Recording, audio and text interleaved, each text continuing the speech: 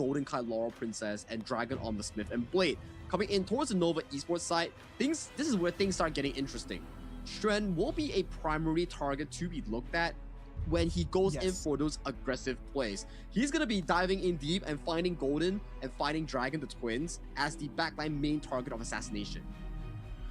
I can feel right now that Mutsu on that DRNG Ace might be just a little bit of luring people out. I do believe that he's going to play more as a bait, when people are going to jump in, trying to get onto Mutsu, then we will be able to see Xuen flanking in with the Chicha, putting pressure on the backline, just for the Fade to come in and then just be able to collect all of the kills.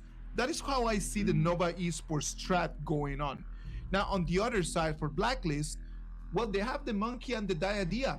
Do we want just to jump in and then just try to suck in some damage, try to get enough a vision for the Ganon mod to be accurate enough to burst enemies away?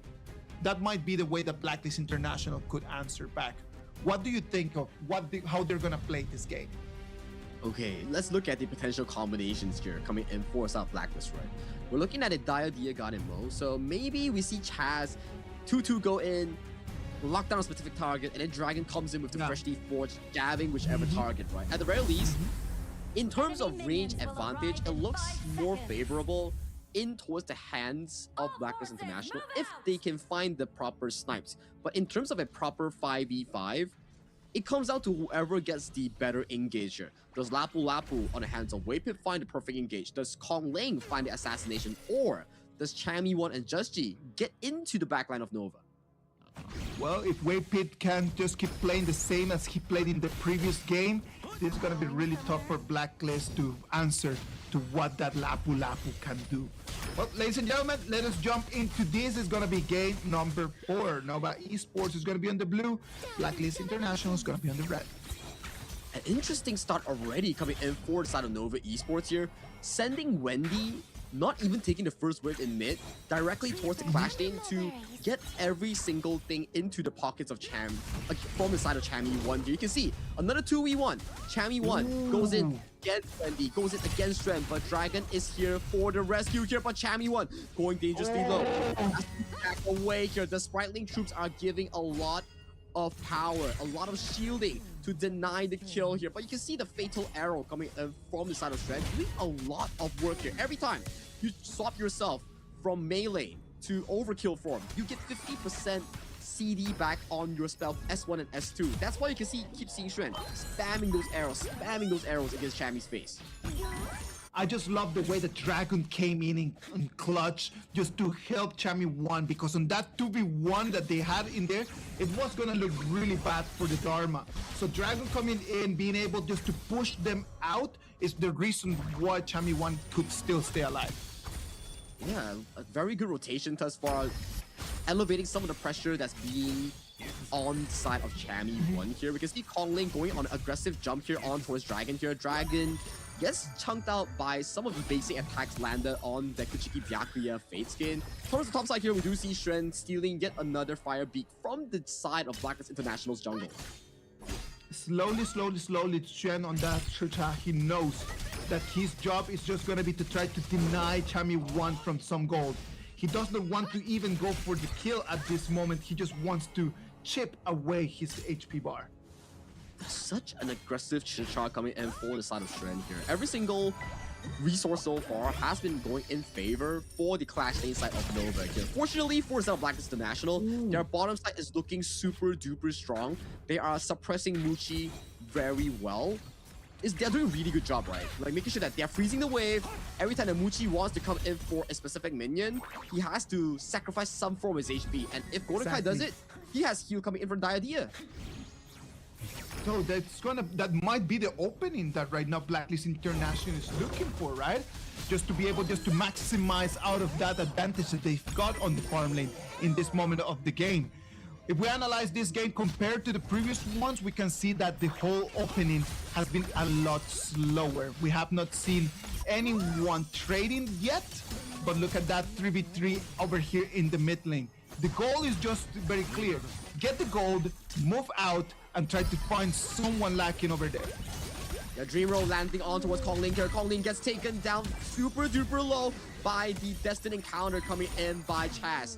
This potential objective might be in control coming in for the set of Blacklist International coming in towards this 4th minute mark. Wow, just in there, just the accuracy coming in from Dragon, right? And that's the one beautiful thing about that Ganon mode, that you do not need that much damage. The only thing you need to do is just to be accurate, landing the blades specifically on the target that you want.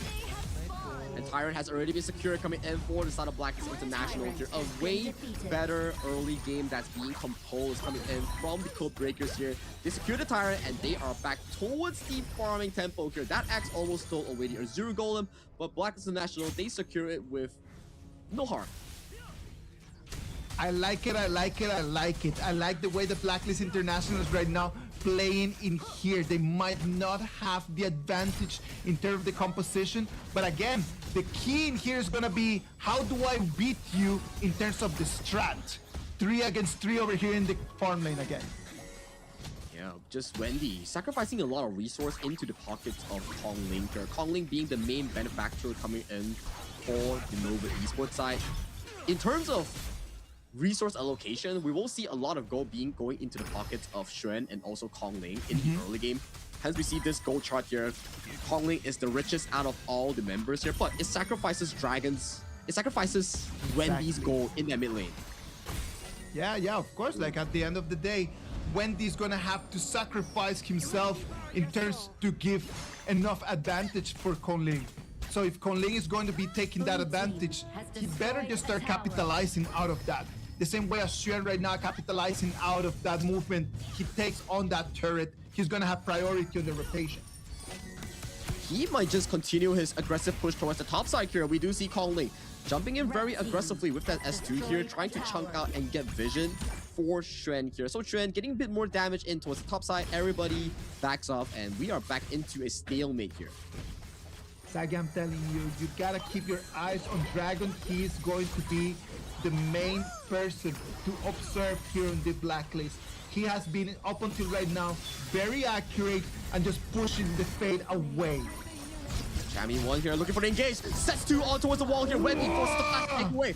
Golden Kai gets the first kill on towards the mid lane coming in from Nova Esports here. Waypin limping away towards safety here. Where is Stren? Stren is still coming to the cavalry here. Muji finds the assassination here as Stren comes in with the Grandmaster's Force going in against 4 members here. But that is so much tankiness from the side of Blacklist International squad here as we see Kongling dangerously low. Only 10% health. Muji has no flash.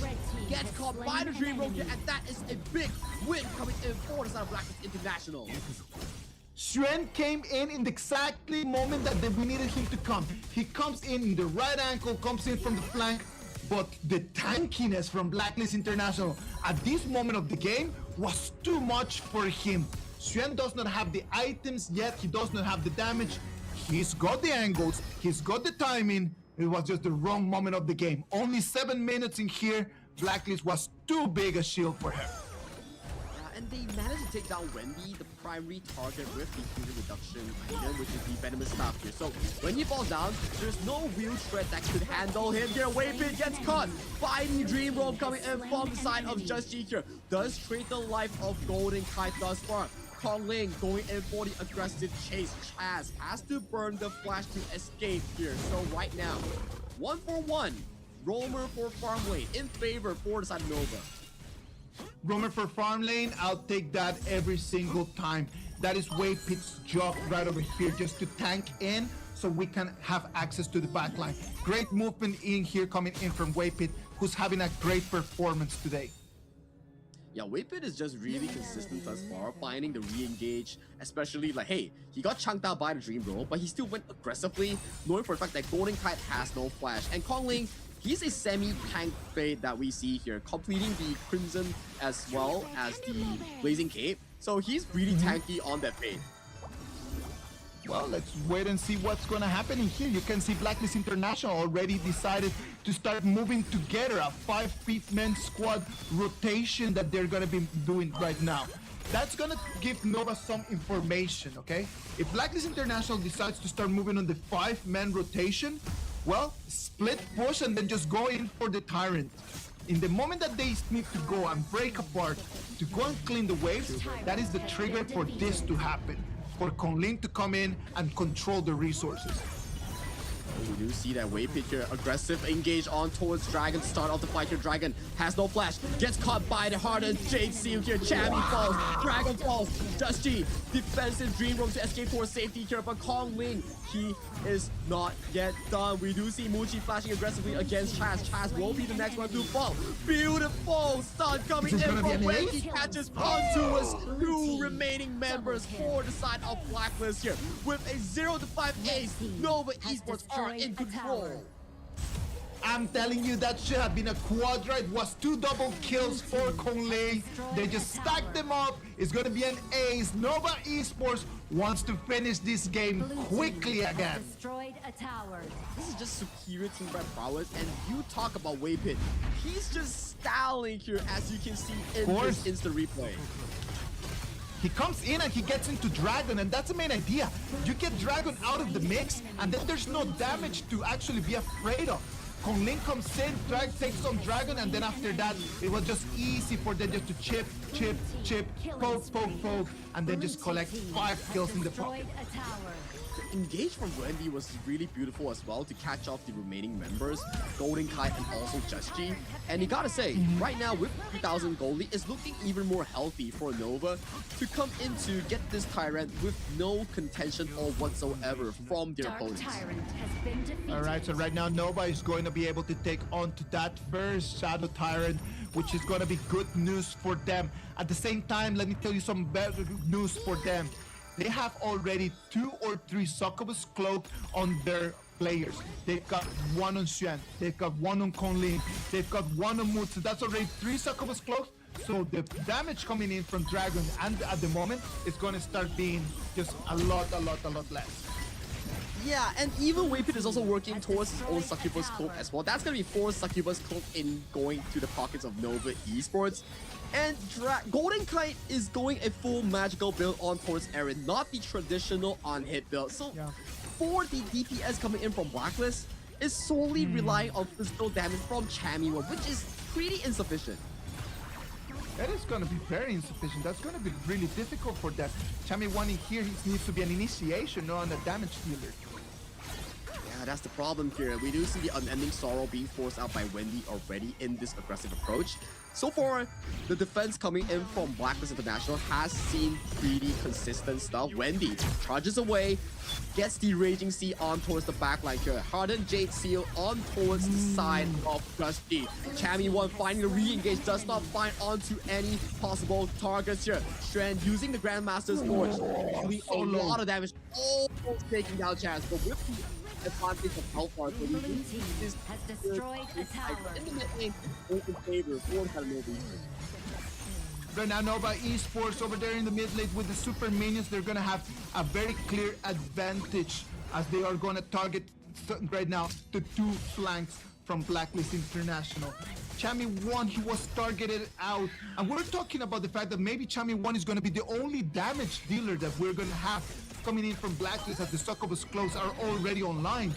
But that's not gonna be enough. Who's going to initiate if Chammy 1 is gonna have to deal damage? I think Just G has to be the one that initiates, and Chammy 1 comes in, try to swoop a kill on towards Wendy, but that's the problem here. Muji has the spell to negate that from happening here. We do see the Grandmaster's Force being pumped coming in for the side of Strand here. Going dangerously low, uses the Sprightling Troop to keep himself alive.